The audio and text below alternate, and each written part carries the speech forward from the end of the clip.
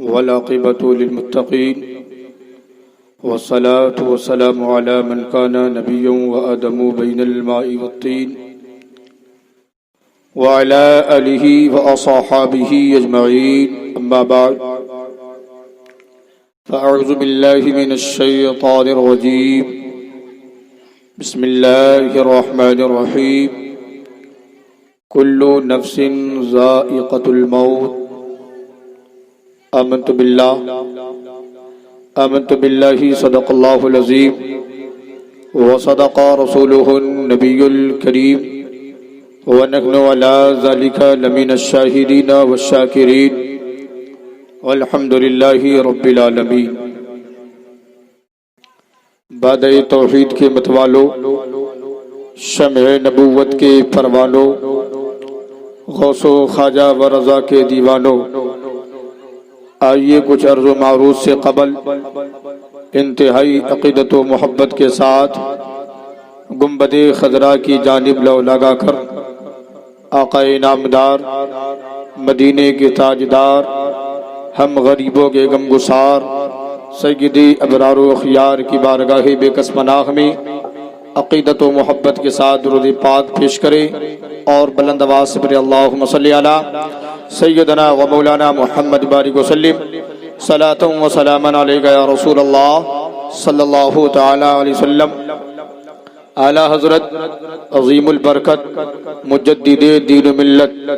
الشاہ امام احمد رضا خان فاضل بریلوی ارشاد فرماتے ہیں، ہائے غافل وہ کیا جگہ ہے جہاں، ہائے غافل وہ کیا جگہ ہے جہاں 5 جاتے ہیں اور 4 پھرتے ہیں، 5 جاتے ہیں اور 4 پھرتے ہیں۔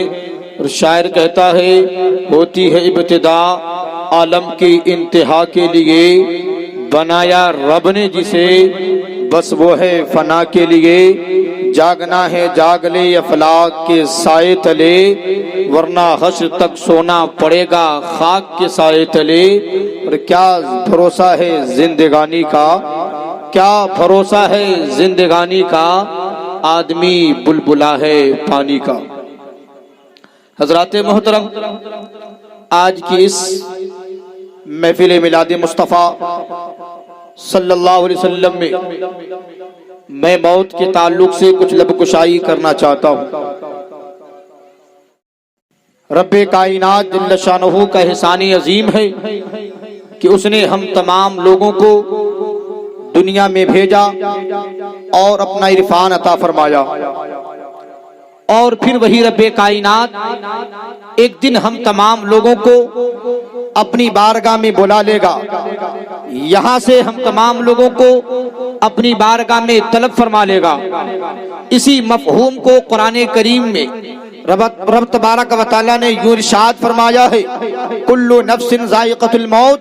کہ بے شک ہر نفس کو، ہر جاندار کو موت کا مزہ چکھنا ہے۔ حضرات محترم، موت ایک ایسا بھیانک لفظ ہے،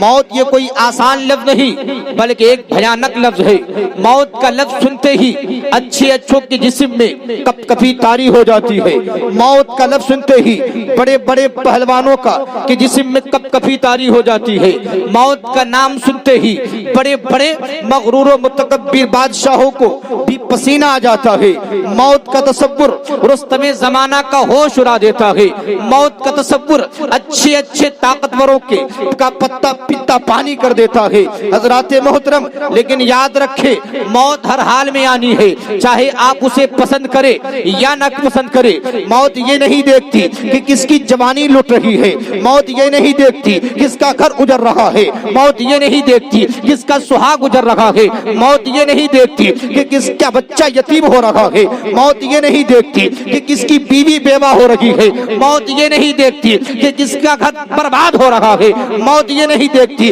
کس کا گلشن اجڑ رہا ہے، بلکہ جب موت کا وقت آتا ہے وہ کسی بھی انسان کو ایک لمحے کی مہلت نہیں دیتا اور انسان کے جسم سے روح کو الگ کر دیتی ہے۔ شاعر کہتا ہے، ہوتی ہے ابتدا عالم کی انتہا کے لیے، بنایا رب نے جسے بس وہ ہے فنا۔ ہوتی ہے ابتدا عالم کی انتہا کے لیے، بنایا رب نے جسے بس وہ ہے فنا کے لیے۔ حضرات محترم، موت آپ حضرات ہمیشہ دیکھتے ہیں اور یہ بات آپ مشاہدہ کرتے ہیں کہ اس دنیا میں جو انسان آتا ہے، زندگی بسر کرتا ہے اور چلا جاتا ہے، لیکن حضرات محترم ہمارا اور آپ کا مشاہدہ ہے، ہم روز یہ دیکھ رہے ہیں، روز یہ مشاہدہ کرتے ہیں کہ ہر آنے والی کی زندگی یکجا نہیں، ہر دنیا میں آنے والا اپنی دنیاوی زندگی برابر نہیں گزارتا، بلکہ کچھ لوگوں کی زندگی ایسی گزرتی ہے کہ رات کو کھایا تو دن کا ٹھکانہ نہیں، کسی کے پاس لاکھوں کا سرمایہ ہے، کسی کی زندگی اس طرح کٹ رہی ہے کہ دن کو کھا لیا تو رات کا انتظام نہیں، کسی کی زندگی اس طرح کٹ رہی ہے کہ دانے دانے کا محتاج ہے، کسی کے پاس لاکھوں کروڑوں کا سرمایہ ہے، کسی کے پاس رہنے کے لیے جھوپڑی نہیں، کوئی بڑی بڑی بلڈنگوں میں اترا رہا ہے۔ حضرات محترم، یہ مشاہدہ آپ روز کرتے ہیں، ٹھیک یہی حال عملی زندگی کا بھی ہے، ٹھیک یہی حال عملی دنیا کا بھی ہے کہ کسی کی پیشانی ایک خدا کے سامنے جھک رہی ہے تو کسی کی پیشانی لاکھوں ہزاروں معبودان باطل کے آگے جھک رہی ہے، کسی کی پیشانی میں سجدوں کی چمک ہے تو کسی کی پیشانی پر بدبختی کا دھبا ہے، کسی کو گناہ پسند ہے تو کوئی نیکیوں کا دل دادا ہے۔ حضرات محترم، کوئی انسان کی پیشانی سجدوں سے چمک رہی ہے تو کسی کی پیشانی پر بدبختی کا دھبا ہے۔ الغرض کے اس دنیا میں آنے والا نہ دنیاوی اعتبار سے برابر ہے نہ مذہبی اعتبار سے برابر ہے، تو اب سوال یہ پیدا ہوتا ہے کہ کیا ہر انسان کے مرنے کے بعد جو حالات ہیں، کیا ہر انسان کے مرنے کے بعد کے جو معاملات ہیں کیا برابر ہوں گے؟ ہرگز نہیں، کیونکہ دنیا آخرت کی کھیتی ہے۔ آقا ارشاد فرماتے ہیں الدنیا مزرع الاخرہ، کہ دنیا آخرت کی کھیتی ہے اور کھیت میں جو بوئے گا وہی کاٹے گا، یعنی جیسا عمل کرے گا اسی اعتبار سے وہ جزا کا مستحق بنے گا۔ ایسا نہیں ہوگا کہ آپ جو بوئیں گے اور گندم کاٹیں گے اور گندم بوئیں گے جو کاٹیں گے، نہیں، بلکہ ویسا ہی ہوگا جو آپ بوئیں گے وہی کاٹیں گے۔ آپ اگر جو بوئیں گے تو جو کاٹیں گے، گندم بوئیں گے تو گندم کاٹیں گے۔ یعنی مثال کے یعنی اگر آپ گناہ کریں گے تو آپ کے ساتھ ثواب والا معاملہ نہیں ہوگا، اگر آپ ثواب کریں گے، نیکی کا کام کریں گے تو آپ کا معاملہ گناہ گاروں کے ساتھ نہیں ہوگا، بلکہ جو کام کریں گے، گناہ کریں گے، گناہوں والوں کے ساتھ معاملہ ہوگا، اگر نیکی کریں گے تو نیک لوگوں کے ساتھ آپ کا معاملہ ہوگا۔ حضرات محترم، ایک صحابی رسول نبی کی بارگاہ میں حاضر ہوتا ہے اور حاضر ہو کر عرض کرتا ہے یا رسول اللہ، آپ کے قدموں پر میرے ماں باپ قربان۔ یا رسول اللہ، دنیا میں سب سے اچھا آدمی کون ہے؟ سب سے بہتر شخص کون ہے؟ ہر انسان اچھا بننا چاہتا ہے، ہر انسان بہتر بننا چاہتا ہے۔ آقا فرماتے ہیں سب سے اچھا آدمی کون ہے، سب سے بہتر کون ہے؟ آقا ارشاد فرماتے کہ وہ انسان بہتر ہے جس کی عمر لمبی ہو اور عمل اچھا ہو، جس کی عمر لمبی ہو عمل ٹھیک ہو، جس کی عمر لمبی ہو اور ان کے نامہ اعمال میں نیکیوں کا ذخیرہ ہو۔ پھر سائل عرض کرتا ہے یا رسول اللہ، پھر دنیا کا سب سے برا انسان کون ہے، دنیا کا سب سے خراب انسان کون ہے؟ تو آقا ارشاد فرماتے دنیا کا سب سے برا شخص وہ ہے جس کی عمر لمبی ہو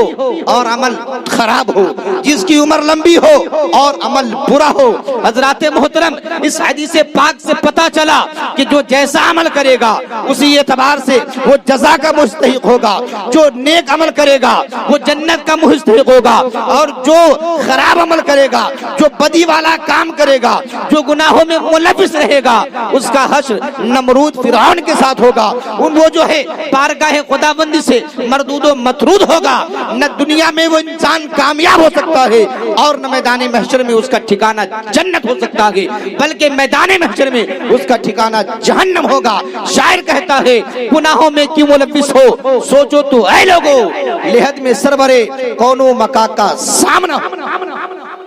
لیکن آج کتنے لوگ ہیں جو گناہ سے بچ رہے ہیں، آج ہمارا معاملہ یہ ہے کہ ہم دن بدن گناہوں کے دلدل میں دھنستے جا رہے ہیں، دن بدن گناہوں کے دلدل میں پھنستے جا رہے ہیں۔ حضرات محترم، یہ دنیا فانی ہے، یہ دنیا چند سال کی زندگی ہے۔ یہاں جو آتا ہے جانے کے لیے آتا ہے، یہاں کوئی رہنے کے لیے نہیں آتا۔ آپ عید کے بعد سے آپ اپنے گاؤں کا محاسبہ کریں تو آپ پر یہ بات اچھی طرح یاد ہو جائے گی کہ عید کے بعد سے آپ کے گاؤں میں 4 افراد مرے ہیں۔ کیا کوئی یقین کر سکتا تھا، یہ کہہ سکتا تھا کہ انسان ہمارے ساتھ اگلے مہینہ نہیں ہوگا، یہ فرد اگلے مہینہ ہمارے درمیان نہیں ہوگا؟ نہیں نہیں، بلکہ سب تو یہی سوچ رہے تھے ہم ابھی جیئیں گے، ابھی ہم 100 برس جیئیں گے، ابھی ہم 50 سال جیئیں گے۔ حضرات محترم، یہی کو شاعر نے کہا ہے کہ سامان 100 برس کا ہے، پل کی خبر نہیں۔ حضرات محترم، تو موت کا کوئی ٹھکانہ نہیں، موت کا کوئی بھروسہ نہیں، زندگی کب بے وفائی کر جائے یہ کوئی نہیں جانتا۔ اس لیے انسان کو ہمیشہ تیار رہنی چاہیے، ہمیشہ آخرت کی منزل کے لیے تیار رہنی چاہیے، ہمیشہ نیکی والا کام کرنی چاہیے، تاکہ آپ دنیا سے جائیں تو آپ کے عمل اچھے ہوں گے تو آپ جنت کے مستحق بنیں۔ حضرات محترم، حدیث پاک میں آتا ہے کہ دنیا کی لذتوں کو ختم کر دینے والی شے موت کو اکثر و بیشتر یاد کیا کرو۔ حضرت ابو ہریرہ رضی اللہ تعالیٰ عنہ ارشاد فرماتے ہیں کہ رسول کریم علیہ السلام نے ارشاد فرمایا کہ آقا نے ارشاد فرمایا کہ دنیاوی لذت کو ختم کر دینے والی موت کو اکثر و بیشتر یاد کیا کرو۔ حضرات محترم، اس حدیث پاک میں جو موت کو یاد کرنے کا بارے میں دیا گیا ہے، موت کو یاد کرنے کے بارے میں کہا گیا ہے،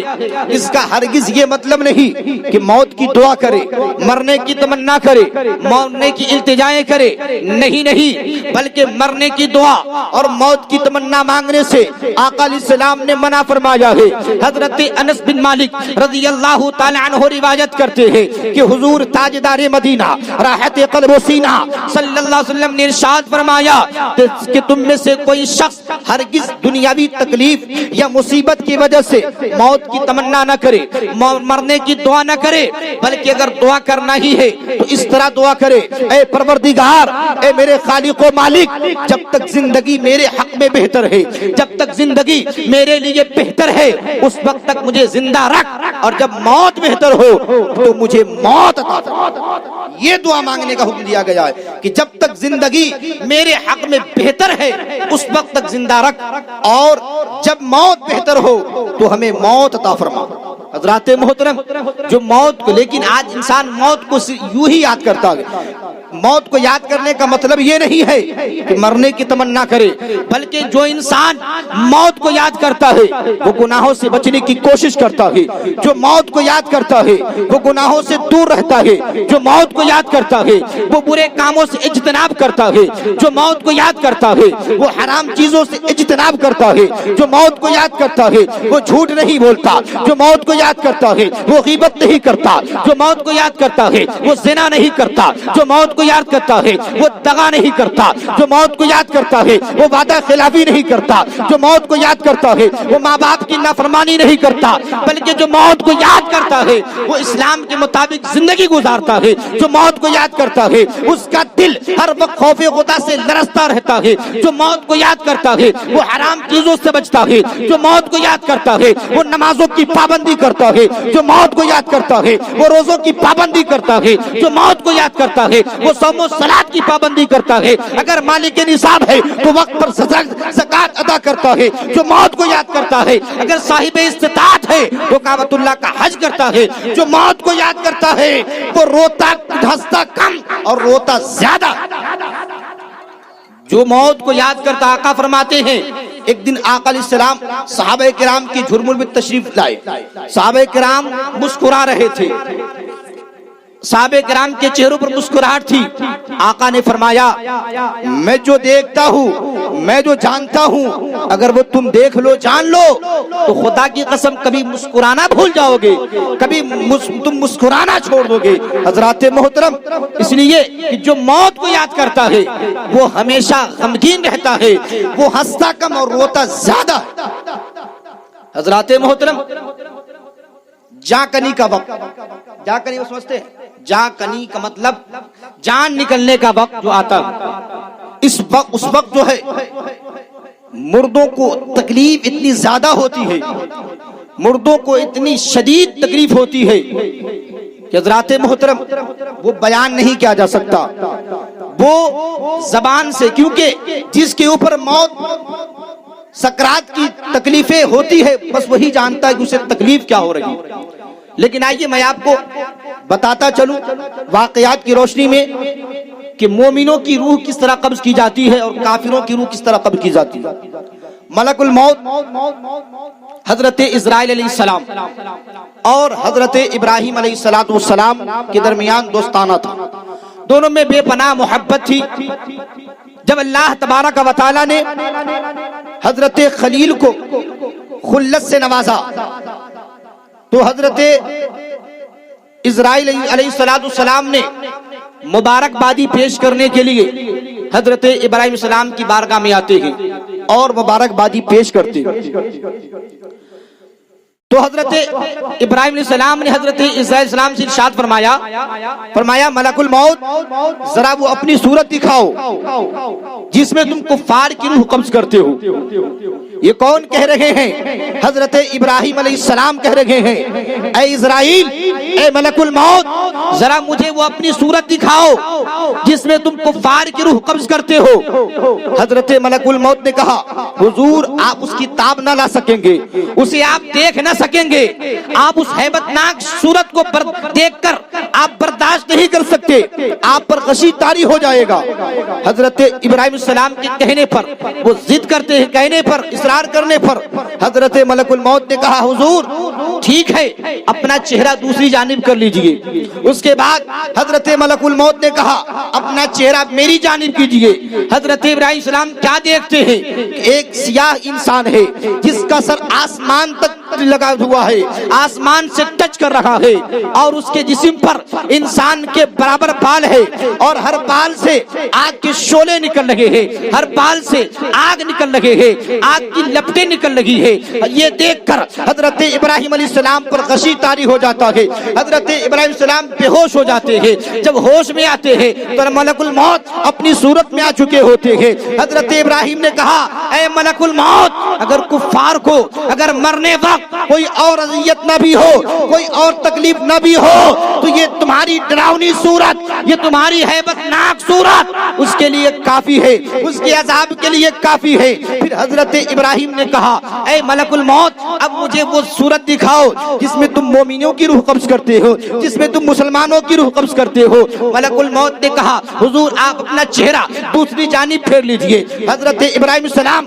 اپنا چہرہ دوسری طرف کر لیتے ہیں، دوسری جانب پھیر لیتے ہیں۔ ملک الموت پھر کی طرف کہتے ہیں حضور اب میری طرف دیکھیں۔ جب حضرت ابراہیم علیہ السلام ملک الموت کی طرف دیکھتے ہیں تو کیا دیکھتے ہیں کہ ایک حسین نوجوان ہے، عمدہ کپڑا زیب تن کیے ہوئے ہیں، اس کے جسم سے خوشبو پھوٹ رہی ہے، اور نورانیت کا یہ عالم ہے کہ ان کے چہرے سے نور برس رہے ہیں۔ حضرت ابراہیم نے کہا اے ملک الموت اگر مومن مرتے وقت کوئی کرامت نہ بھی دیکھے، مومن مرتے وقت کوئی بزرگی نہ بھی دیکھے تو اس کے اطمینان و سکون کے لیے تمہاری یہ صورت کا دیکھنا کافی ہوگا۔ حضرات محترم تو پتہ کیا چلا کہ مومن کی روح اور کافر کی روح برابر قبض نہیں کی جاتی بلکہ دونوں کی روح الگ الگ قبض کی جاتی ہے۔ ایک حدیث پاک میں ہے کہ مومن کی روح اس طرح قبض کی جاتی ہے جیسے گوندھے ہوئے آٹے سے بال آسانی سے نکال لیا جاتا ہے، اور کافروں بدکاروں کی روح اس طرح قبض کی جاتی ہے جیسے باریک کپڑا،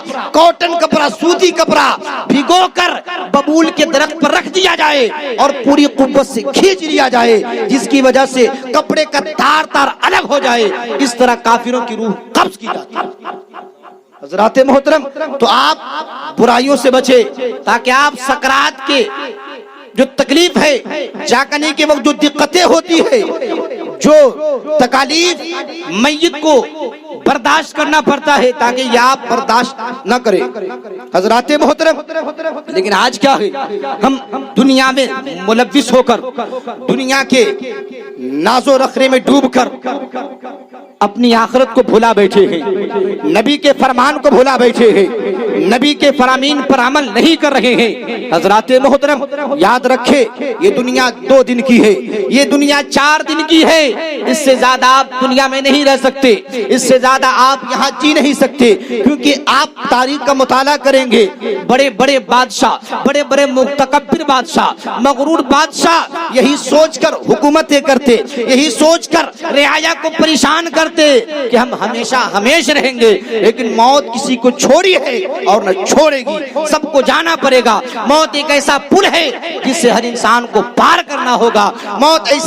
ऐसी मंजिल है जिस मंजिल से हर इंसान को गुजरना होगा। मौत एक ऐसी चीज है जिसका मजा हर इंसान को चखना होगा। हजरात मोहतरम, लेकिन मरने के बाद कब्र में भी जाया जाता है ना। कब्र के अंदर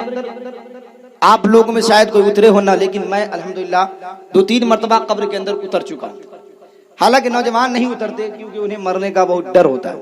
कहीं मर न जाएं। कब्रिस्तान में दादा नाना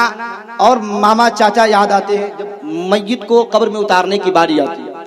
हजरात, लेकिन हदीस पाक में है कि मैयत को कब्र में अपना आदमी उतारे, कोशिश करे, क्योंकि कोई भी चीज आप जिस दिलजोई के साथ, जिस इत्मीनान और सुकून के साथ करेंगे, दूसरा नहीं करेगा। और खास करके औरतों को ताल्लुक से, औरतों के बारे में हुक्म है कि उसको महरम उतारे, गैर महरम ना उतारे। यानी अगर औरत इंतकाल कर जाए तो उसको उसका बेटा उतारे, उसको उसका पोता उतारे, उसको उसका बाप उतारे, भाई उतारे। लेकिन आज होता क्या है कि लोग कब्र में उतरने के डर से उतरने नहीं, जिसकी वजह से गैर महरमों को उतारना पड़ता है। हजरात मौत, लेकिन कोशिश करे हत्तल इम्कान कि अगर औरत इंतकाल कर जाए तो महरम जो हजरात है, उनका बेटा, पोता, नवासा, भतीजा, ये सब जो है उतारने की कोशिश करे। हजरात मोहतरम, हजरत उस कब्र आखिरत की मंजिल में से पहली मंजिल है। यानी इंसान जब दुनिया से कूच करता है तो कूच करने के बाद जो सबसे पहली मंजिल आती है आखिरत के रास्ते में, वो पहली मंजिल कब्र है। कब्र के ताल्लुक से कब्र का जिक्र हजरत उस्मानी गनी के पास जब कर दिया जाता, हजरत उस्मानी गनी के पास दोज़ख का जिक्र करते नहीं रोते, जन्नत का जिक्र होता नहीं रोते, कयामत की सख्तियों का जिक्र होता नहीं रोते, दुनिया के तमाम चीजों का जिक्र होता नहीं रोते। लेकिन हजरत उस्मानी गनी के पास अगर कोई इंसान कब्र का जिक्र कर देता, कब्र का तज़किरा छेड़ देता, हजरत उस्मानी गनी की आंखें अश्कबार हो जाती, हजरत उस्मानी गनी परेशान हो जाते और रोते, इतना रोते, हदीस पाक में आता है कि आपकी दाढ़ी मुबारक भीग जाया करती थी। हजरत मोहतरम, इसलिए हजरत उस्मानी गनी से पूछा जाता है कि आप हर चीज के बारे में आपके सामने जिक्र किया जाता है, दुनिया की चीज, आखिरत के बारे में जिक्र किया जाता है, जहन्नम के शोलों का जिक्र किया जाता है, लेकिन आप नहीं रोते, आपकी आंखें अश्कबार नहीं होती। आप क्या वजह है कि आपके सामने जब कब्र का तज़किरा किया जाता है, कब्र के बारे में बताया जाता है, कब्र की बात छेड़ी जाती है, तो आपकी आंखें अश्कबार हो जाती है। तो हजरत उस्मानी गनी ने इरशाद फरमाया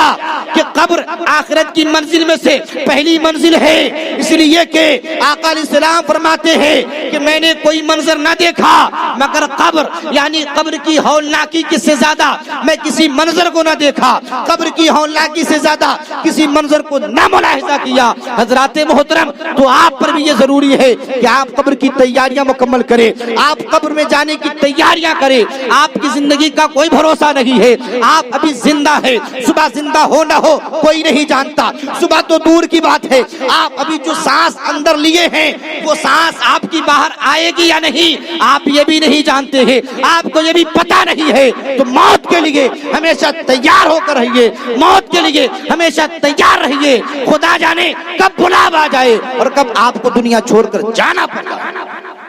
तो कब्र की तैयारी मुकम्मल करें, क्योंकि कब्र आखिरत की मंजिल में से पहली मंजिल है।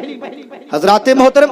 अब जानते कब्र में इंसान जाता है तो सब लोग जानते हैं कि सवालात होते हैं, लेकिन ये भी ध्यान रखे कि जब बंदे मोमिन कब्र में जाता है तो कब्र उसका इस्तेकबाल करती है। جب نیک بندہ قبر میں جاتا ہے تو قبر زبان سے حال سے کہتی ہے کہ میں تیرا ہی انتظار کر رہی تھی،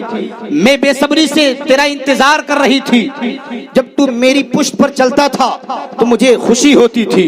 جب تم میرے پشت پر چلتا تھا تو میں رب کی بارگاہ میں یہ التجا کرتی تھی، مولا یہ تیرا نیک بندہ کب میری کوکھ میں آئے گا، کب میرے پیٹ میں آئے گا، کب میرے اندر آئے گا، میں تیرا انتظار کرتی تھی، میں بے صبری سے تیرا انتظار کرتی تھی، اب جب تو آیا ہے تو دیکھ میں تیرے ساتھ کس طرح رحم دلی سے پیش آتی ہوں، کس طرح میں تیرے ساتھ رحم کرتی ہوں، اس طرح میں تجھے رحم کروں گی، گویا تم اپنے ماں کے آنچل میں سو رہا ہو، گویا تم اپنے ماں کے آنچل میں آرام کر رہا ہو۔ حضرات محترم، لیکن جب بندہ مومن نہیں بلکہ بندہ کافر یا گنہگار بندہ اگر اس دنیا سے جاتا ہے تو قبر زبان حال سے کہتی ہے میں تیرا انتظار کر رہی ہوں، جب تم میری پشت پر چلتا تھا تو مجھے پسند نہیں تھا، جب تو گناہ کرتا تھا میرا دل دکھتا تھا، جب مجھے پریشانیاں ہوتی تھی، آج جب تم میری کوکھ میں آیا ہے، تم میرے اندر آیا ہے تو دیکھ میں تیرے ساتھ کیا سلوک کرتی ہوں، میں تیرے ساتھ کیا برتاؤ کرتی ہوں۔ حضرات محترم، حدیث پاک میں آتا ہے کہ قبر یعنی زمین بندے کافر کو اس طرح دبوچے گی، سرکار اس طرح انگلی کا اشارہ کر کے فرماتے، حدیث پاک میں ہے، اس طرح دبوچے گی، اس طرف کی پسلی ادھر اور ادھر کی پسلی ادھر ہو جائے گی۔ حضرات محترم، تو آپ قبر کی تیاری کریں، آپ قبر کی تیاری کو مکمل کریں تاکہ آپ قبر کی سختی سے بچ سکیں۔ اس کے بعد صرف یہی نہیں بلکہ قبر میں جانے کے بعد سوالات بھی ہوتے ہیں، سوالات کیے جاتے ہیں، سوال تو سب لوگوں کو معلوم ہوگا اور جواب بھی معلوم ہوگا، لیکن یاد رکھے سوالات معلوم کر لینا یا جوابات کو رٹ لینا یہ نہیں کہ ہم یہاں رٹ لیے یاد کر لیے اتنا ازبر ہو گیا تو ہم قبر کے اندر جائیں گے اور ملک حضرت منکر نکیر پوچھیں گے اور ہم فٹ سے جواب دے دیں گے، نہیں، وہاں جواب ایمان کی بدولت میں دیا جائے گا، یعنی جس کا ایمان صحیح ہوگا وہی لوگ وہاں کامیاب ہوں گے، جن کا ایمان مکمل ہوگا وہی لوگ وہاں کامیاب ہوں گے، جن کی نمازیں پوری ہوں گی وہی لوگ وہاں کامیاب ہوں گے، جس کے روزے پورے ہوں گے وہی لوگ وہاں کامیاب ہوں گے، جن کی زکاتیں ادا ہوں گی وہی لوگ وہاں کامیاب ہوں گے، جو صاحب استطاعت حج کر چکے ہوں گے وہی لوگ وہاں کامیاب ہوں گے۔ حضرات محترم، قبر میں جانے کے بعد ملک حضرت منکر نکیر آتے، منکر نکیر کا حلیہ اتنا خطرناک ہے، اتنا بھیانک حلیہ ہے کہ اگر انسان دنیا میں اگر دیکھ لے تو ہاتھ اٹک آ جائے، جو بھی انسان اس کا حلیہ دیکھ لے وہ زندہ نہیں رہ سکتا، اتنا بھیانک حلیہ ہے۔ وہی بھیانک صورت لے کر مردوں کے پاس پہنچتے ہیں، مردوں کے پاس جاتے ہیں اور جھنجھوڑ کر اٹھاتے ہیں، آرام سے نہیں۔ آج ہم جب تھوڑی دیر کے لیے سوتے ہیں اگر کوئی ہمیں جگا دیتا ہے اور اچھی صورت والا ہمیں جگا دیتا ہے تو ہمیں پریشانیاں ہو جاتی ہے، لیکن حضرات محترم قبر کے اندر آپ کو جگانے والا اچھی صورت والا نہیں بلکہ بھیانک صورت والا، ڈراؤنی صورت والا آپ کو جگائے گا اور جھنجھوڑ کر جگائے گا اور جگانے کے بعد آپ سے سوال کرے گا۔ سوال کیا کرے گا؟ من ربک، تیرا رب کون ہے؟ من ربک، تیرا رب کون ہے؟ اگر بندہ مومن ہوگا، مسلمان ہوگا، اگر نیک ہوگا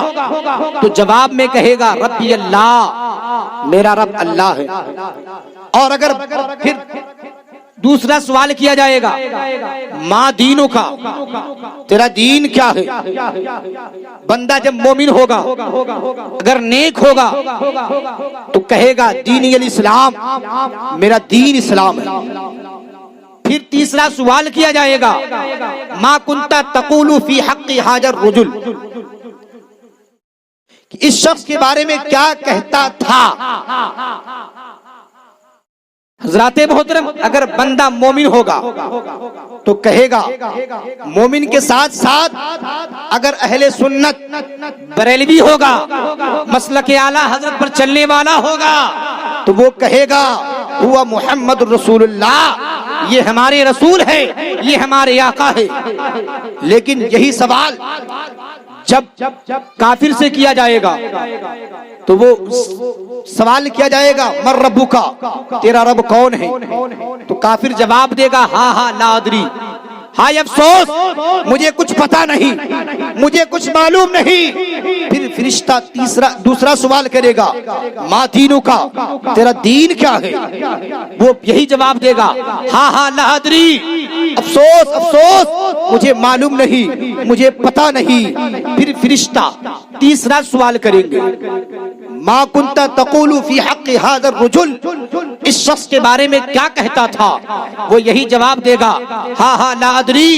ہائے افسوس میں کچھ نہیں جانتا، مجھے کچھ خبر نہیں ہے۔ حضرات محترم، جب بندہ مومن تینوں سوال کا جواب دے دے گا، تینوں سوال کا جواب صحیح جواب دے دے گا، تو اس کے لیے آواز آئے گی میرے بندے نے سچ کہا ہے، میرے بندے نے سچ کہا ہے۔ ان کے لیے ان کی قبر میں جنت کی کھڑکیاں کھول دو، ان کو جنتی لباس پہنا دو، اور فرشتے حکم دیں گے نم کنومت العروس، سو جا اس طرح جس طرح دولہن سوتی ہے۔ حضرات یہ بندے نیکوکار کے لیے، اور جو جواب نہ دے سکے گا اس کے لیے حکم ہوگا، غیب سے آواز آئے گی کہ تو جھوٹا ہے، تو جھوٹ بول رہا ہے، تیرے درمیان کتابیں آئی تھی، تیرے درمیان پیغمبر کو بھیجا گیا تھا، تو جھوٹا ہے، لہذا اس کی قبر میں جہنم کی کھڑکیاں کھول دو، ان کو جہنمی لباس پہنا دو، اور ان پر عذاب مسلط کرو، اور صبح قیامت تک یہ انسان عذاب میں مبتلا رہے۔ حضرات محترم، تو یہ قبر کے حالات ہیں، لیکن آج ہمارا حال کیا ہے کہ ہم نہ نماز پڑھتے ہیں نہ روزہ رکھتے ہیں، بس تقریر سنتے ہیں دل کو بہلانے کے لیے، تقریر سنتے ہیں چسکا پورا کرنے کے لیے۔ حضرات محترم، اگر آپ اس نیت سے تقریر سنتے ہیں، اس نیت سے بیانات سنتے ہیں صرف ٹائم پاس کرنے کے لیے، وقت گزارنے کے لیے، اپنی زندگی کو گزارنے کے لیے، تو یاد رکھے یہ آپ کا تقریر سننا فضول ہے، یہ آپ کا تقریر سننا بیکار ہے۔ اگر آپ اس نیت سے تقریر سنتے ہیں تو آپ نہ سنیں، اگر آپ اس نیت سے سنتے ہیں کہ ہمیں جو باتیں بتائی جائیں گی، اگرچہ 100 بات بتائی جائے ان میں سے اگر آپ ایک بات پر بھی عمل کر لیتے ہیں، ایک بات پر بھی آپ اگر عمل پیرا ہو جاتے ہیں، تو یقیناً تقریر کرنا بھی کامیاب ہے۔ اور جس مقصد سے محفل میلاد سجائی گئی ہے، اصال ثواب کی غرض سے، اگر آپ میں سے کسی ایک نے اس پر عمل کر لیا، گناہوں سے اجتناب کر لیا، نمازوں کی پابندی کر لیا، غیبت سے رک گئے، عورتیں چغل خوری سے بچ گئی، تو یاد رکھے یہ میلاد کرنا کامیاب ہے۔ اور اس کی برکت سے جس کے اصال ثواب کے لیے محفل میلاد منعقد کی گئی ہے، یقیناً اس کی وجہ سے وہ صاحب کے لیے اس کے حق میں بھی اس کا ثواب لکھا جائے گا، اور اس کے اسی ذریعے سے اس کی نجات ہو جائے گی۔ حضرات محترم، لیکن ہم تو تقریر بس کانوں کا چسکا پورا کرنے کے لیے، اپنے دل کو بھرنے کے لیے، ٹائم پاس کرنے کے لیے کرتے ہیں۔ حضرات محترم، آج ہم جس دور پرفتن سے گزر رہے ہیں، آج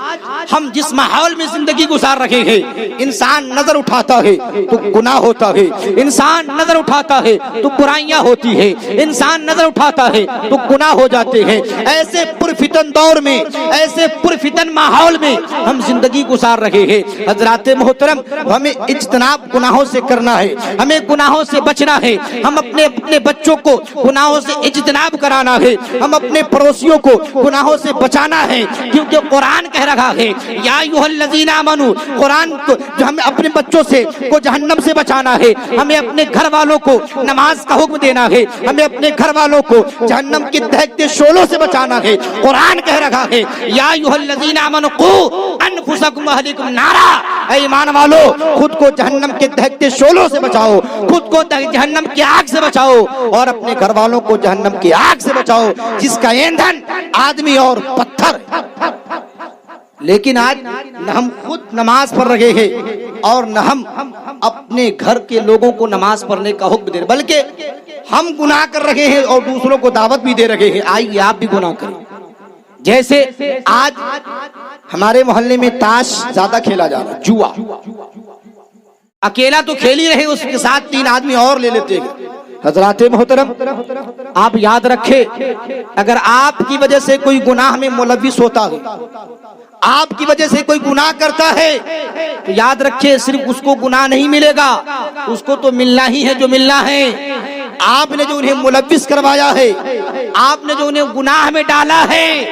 وہ گناہ آپ کو بھی ملے گا۔ یعنی جتنا گناہ اس کو ملے گا، اتنا گناہ آپ کو بھی الگ سے ملے گا۔ آپ کے گناہ کرنے کی وجہ سے نہیں، بلکہ آپ نے جو انہیں گناہ میں ملوث کیا ہے، گناہ کے کام میں لگایا ہے، اس کی وجہ سے آپ کو بھی گناہ ملے گا اور آپ کے نامہ اعمال میں بدکاری لکھی جائے گی۔ آپ گناہ سے اجتناب کریں۔ آپ آج ہمارے نوجوان کو جہاں ہونی چاہیے وہاں نہیں،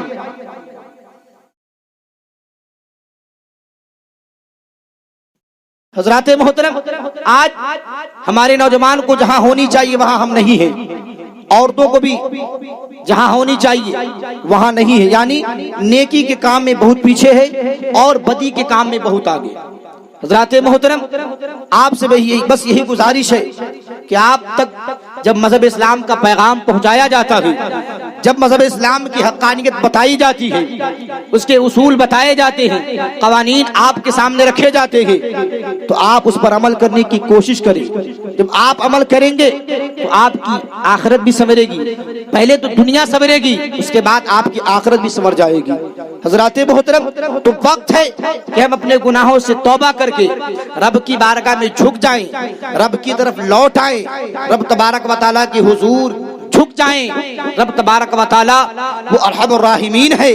ایک ماں نہیں بلکہ 70 ماؤں سے زیادہ پیار کرنے والا ہے۔ آپ اندازہ لگائیں، جب آپ کوئی غلطی کر لیتے ہیں، ماں کے پاس جاتے، آپ کی ماں اسے معاف کر دیتی ہے۔ آپ کی ماں ایک ماں ہے تو معاف کر دیتی ہے، لیکن آپ کا رب 70 ماؤں سے زیادہ پیار کرنے والا ہے۔ آپ اگرچہ لاکھوں گناہ کر چکے ہیں، آپ کا گناہ اگر سمندر کے جھاگ سے زیادہ ہے، اگر آپ سچی توبہ کر کے رب کے حضور آتے ہیں تو وہ ارحم الراحمین ہے، یقیناً وہ آپ کو معاف فرما دے گا۔ اس